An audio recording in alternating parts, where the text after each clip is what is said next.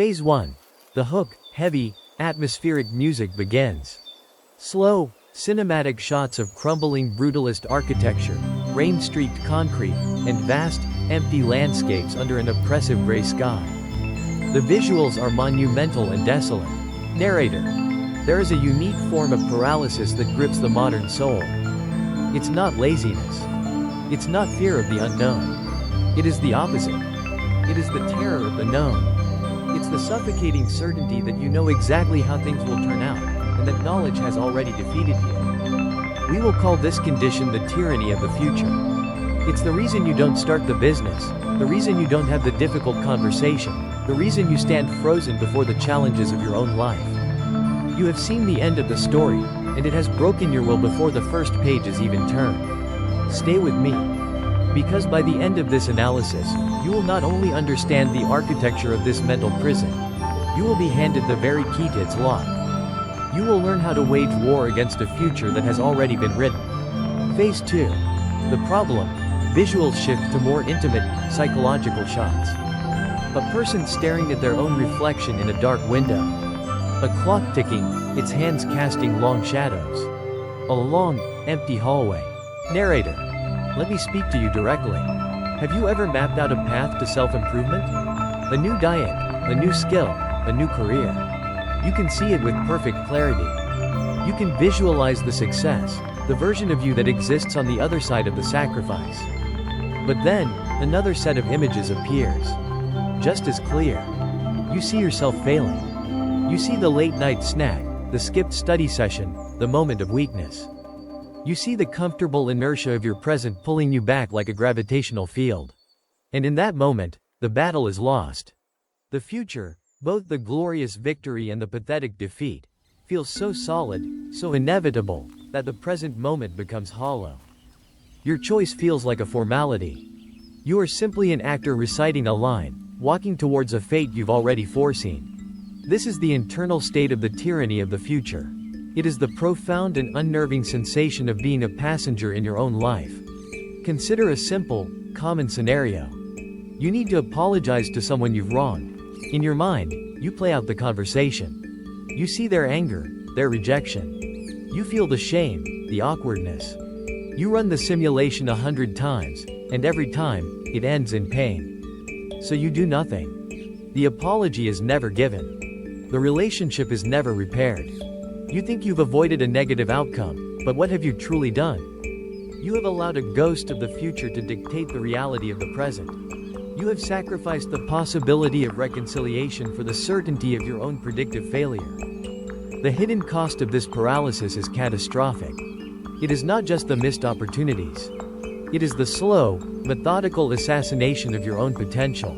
With every battle you concede to your own predictions, you become smaller. You are whittling away at your own agency, reinforcing the walls of your prison with the bricks of your own inaction. You become a slave. Not to circumstance, not to other people, but to a figment of your own imagination. A slave to the memories of a future that has not yet happened. And there is no greater tyrant than a future we believe is inescapable. Phase 3.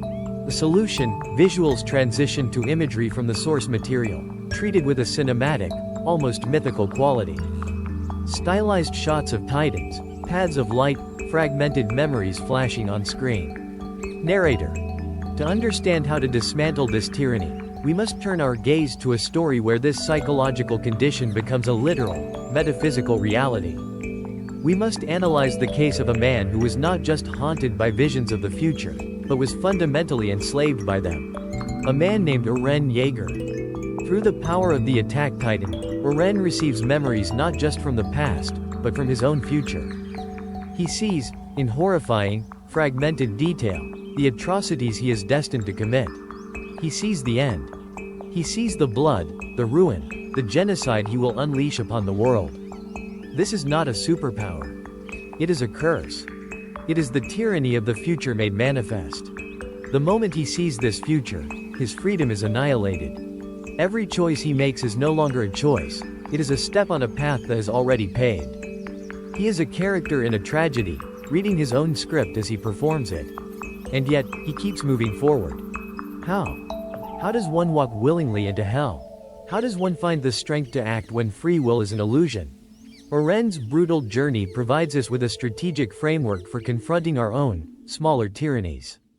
It is a philosophy forged in blood and despair, and it is composed of three core principles. First, the principle of causal entanglement. This is a paradox. The act of seeing the future robs you of your ability to change it. Why? Because the knowledge becomes part of the cause. Eren sees the future where he commits the rumbling. This knowledge horrifies him, but it also forces his hand. In order to reach the point where he could see that future, he must ensure that all the events leading up to it happen exactly as they are supposed to. He becomes a slave to the timeline, a guardian of his own path to damnation. He is trapped in a closed loop. The prophecy causes the outcome, and the outcome creates the prophecy. For us, the loop is psychological. You believe you will fail a test. This belief causes you to feel hopeless. The hopelessness prevents you from studying effectively. Your lack of preparation then causes you to fail. Your memory of the future, your prediction, created the very reality you feared. Understanding this principle is the first step to liberation. You must recognize that your vision of the future is not a passive observation. It is an active intervention. Your certainty is not wisdom, it is a weapon you are aiming at your own feet. Second, the principle of the fragmented self. Who are you? Are you the person you were 10 years ago? Are you the person you will be in 10 years? The truth is, we are a collection of selves, stretched across time. And these selves are often at war. The Eren who, as a child, dreamed of freedom for all humanity is in direct conflict with the Eren who, as a man, will trample the world to achieve it for a select few. He is a house divided against itself. The tyranny he faces is not just external, but internal. The ghost of his future self haunts and directs the actions of his present self. We experience this as well. The you, who sets the alarm for 5 a.m. to go to the gym is a noble, disciplined strategist. The you, who wakes up to that alarm is a tired, comfort-seeking creature who wants nothing more than to hit snooze. They are, in effect, two different people with competing goals. The solution is not to destroy one self for the other, but to achieve a grim reconciliation. It requires an act of radical ownership. You must accept the burdens, the sins, and the responsibilities of your future self as your own, right now. Eren takes on the unimaginable weight of his future crimes in the present moment. He doesn't defer the guilt. He bears it with every step. You must do the same. You must make a pact with your future self. You, in the present, will endure the discomfort, the sacrifice, the pain, so that your future self can exist. And your future self must be worthy of that sacrifice. This unifies the fragmented self into a single, purpose-driven entity. Visuals become epic and sweeping. A single figure looking out at a vast, awe-inspiring, or terrifying landscape. Third, the principle of the necessary scenery. This is the final, and most crucial, element. If you are trapped on a predetermined path, and that path leads through hell, there must be a destination that makes the journey sufferable. There must be a reason. For Eren, this was that scenery. A vision. A fleeting glimpse of a world where his friends, the people he loved, were free from the curse of the Titans, living long and happy lives. This single, powerful image was his North Star. It did not make the genocide he committed good. It did not absolve him. It simply made it possible. It was the logic that allowed him to keep moving forward when every fiber of his being screamed to stop. The necessary scenery is not a vague goal like happiness or success. It is a precise, emotionally charged vision of the world you are trying to create. It must be so compelling that it outweighs the suffering required to achieve it. It is the fortress that protects your will from the onslaught of despair. To put this all into a single analogy, imagine your life as a train on a fixed track. Your memories of the past are the tracks behind you. But under the tyranny of the future, you can also see the tracks laid out ahead, stretching all the way to a final, unchangeable station. You are not the driver. You are a passenger. Causal entanglement is the realization that the tracks exist precisely because you are on the train. The fragmented self is the war between the passenger who boarded the train and the one who will arrive at the destination. And the necessary scenery is the single, Beautiful view out the window that you fix your gaze upon. The one thing that allows you to endure the terrifying, unchangeable journey. This is not a philosophy of optimism. It is a philosophy of endurance. A strategy for soldiers on a mission from which they know they may not return. Phase 4. The application, the tone shifts to be more direct, instructional. Visuals become cleaner, more focused, like a military briefing. On-screen text might appear with each numbered step. Narrator. This is not mere theory. It is a practical, strategic framework. The principles that allowed a fictional character to face the apocalypse can be scaled down and applied to the battles of our own lives. Here is your field manual. 4 actionable steps to dismantle the tyranny of the future. Step 1. Conduct a memory audit. Your brain is not a prophet. When you see the future, you are not receiving a divine message. You are running a projection based on past data, your memories. The tyrant is not the future, it is the past, weaponized against you. Your first mission is to identify the enemy. Take out a piece of paper. At the top, write down the inevitable, negative future you are paralyzed by. I will fail the exam. I will be alone forever. I will never get my business off the ground. Now, below that, list the specific memories your mind is using as evidence for this future. A past failure? A critical comment from a parent or teacher? A moment of profound embarrassment? A time you gave up? Write them down. All of them. This is your intelligence report. By externalizing these memories, you strip them of their mystical power. They are no longer prophecies, they are simply data points from past engagements. And no good strategist allows past defeats to guarantee future losses. This audit allows you to see the architecture of your prison. Step 2. Define the scenery. You cannot fight a war without a clear objective. Vague desires are the first casualties of hardship. You need a vision that is unassailable. You need your necessary scenery. This requires deep, disciplined thought. Ask yourself, what is the one outcome, the one state of being, that would justify the struggle? It cannot be shallow. I want to be rich is not a scenery. It has no soul.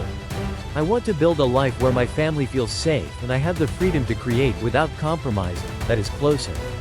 Be specific. Vivid. Write it down in excruciating detail. What does it look like? What does it feel like? Who is there with you? What can you smell and hear? This image must become a constant presence in your mind. It is your strategic objective. When your will falters, when the tyranny of a negative future whispers in your ear, you do not argue with it. You turn your gaze back to the scenery. It is your reason to advance. Step 3. Practice causal detachment. The tyranny of the future works by overwhelming you with the sheer scale of the path ahead. You see the whole, terrifying journey at once, and it freezes you. The technique of causal detachment is designed to break this hypnotic spell. It is a mental exercise. When you feel that sense of paralysis, of being trapped on an inevitable track, I want you to ignore the grand narrative completely. Ignore the final destination. Instead, focus with absolute intensity on the single, smallest, physical action you can take right now. Is your objective to write a book? Don't think about the book. Think about opening the laptop. Think about placing your fingers on the keys. Is your objective to get fit? Don't think about the marathon. Think about putting on your left running shoe. This practice grounds you in the only place where true agency exists, the present moment. The future is built one brick at a time. By focusing only on the next brick, you detach from the crushing weight of the finished cathedral. You break the causal chain of, I see the future, therefore I am paralyzed, by reintroducing the power of immediate, mundane, physical action. Step 4. Embrace the soldier's choice. A soldier in a firefight does not have the luxury of questioning the grand strategy of the war. To do so would be to die. Their freedom is constrained to the tactical level. How to execute their duty, moment by moment. This is the mindset you must adopt. The tyranny of the future paralyzes you with infinite choice and infinite what-ifs. The soldier's choice removes them. Reframe your internal questions. Do not ask, what if I fail? This is a civilian question. Ask, what is my duty to the scenery I have defined? This is a soldier's question. Do not ask, what is the easiest path? Ask, what is the next tactical step required to advance on my objective? This is not about limiting your freedom. It is about channeling it. You transform the anxious, scattered energy of a worried civilian into the focused, disciplined energy of a soldier on a mission. Your choice is no longer what to do, which is a vast and terrifying ocean. Your choice is how to advance, which is a single, clear direction. You are a soldier. Move forward. Phase 5. The proof visuals return to the source material, but this time they are focused on outcomes and consequences. The rumbling in its full, terrible glory. Then, quiet shots of the main characters, older, in a world without titans. Narrator. Does this grim philosophy work? The proof is in the outcome. Eren Yeager followed these principles to their most extreme and horrifying conclusion. He identified the memories that bound him.